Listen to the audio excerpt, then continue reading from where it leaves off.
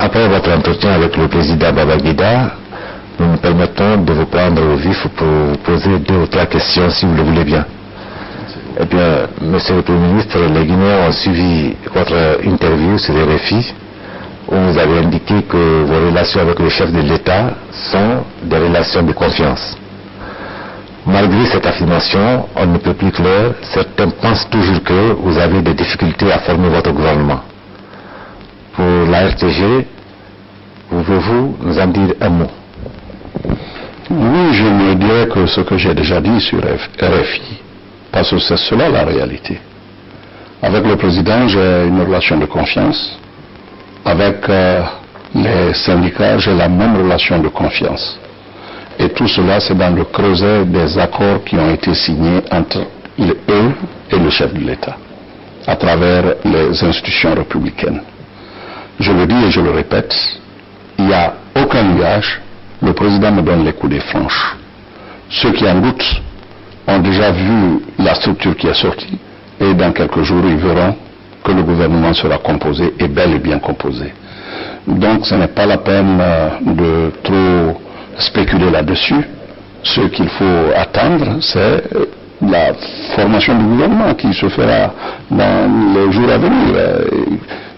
Allons avec sagesse, parce que nous sommes dans une situation où les esprits s'échauffent, où l'impatience, n'est-ce pas, se manifeste. Mais à mon avis, ce n'est pas tout cela, ce ne sont pas les émotions qui vont conduire au changement que nous espérons. Et je crois que j'ai suffisamment dit sur RFI, comme vous l'avez dit, et je le dis encore ici, il n'y a aucun problème, et en temps opportun, le peuple de Guinée connaîtra le gouvernement que je souhaite le plus proche de leur attente. Alors, Monsieur le Premier ministre, le président de l'IFDG, l'Union des forces démocratiques de Guinée, a déclaré à Abidjan qu'il a été envoyé comme émissaire pour expliquer aux difficultés au président Gbagbo concernant justement la formation du gouvernement. Cela a laissé plus d'un perplexe. Qu'en est-il exactement aujourd'hui? D'abord, je voudrais vous dire que j'entretiens avec le président Gbagbo des relations très étroites. Rappelez-vous qu'avant qu'on arrive à la dernière ligne de la désignation du Premier ministre, les mal intentionnés disaient que c'est le président Gbagbo qui est venu suggérer que je sois Premier ministre. Bon, s'ils le disent, ça veut dire qu'ils savent au moins que nos relations sont étroites. Un coup de téléphone, 2 coups de téléphone, 3 coups de téléphone, parfois on peut aller jusqu'à 4 coups de téléphone, et pas avec lui seulement, mais avec d'autres chefs d'État avec qui j'entretiens des relations absolument de confiance. Je n'ai pas besoin d'un intermédiaire pour dire quoi que ce soit au président Laurent Gbagbo. Le président auquel vous faites allusion, le président de l'UFDG est parti parce qu'il a perdu, à ce que je sache, un enfant. Il est parti donc procéder à l'enterrement de cet enfant. Qu'il ait vu le président Gbagbo de son propre gré, c'est son plein droit, mais je n'ai envoyé aucun émissaire.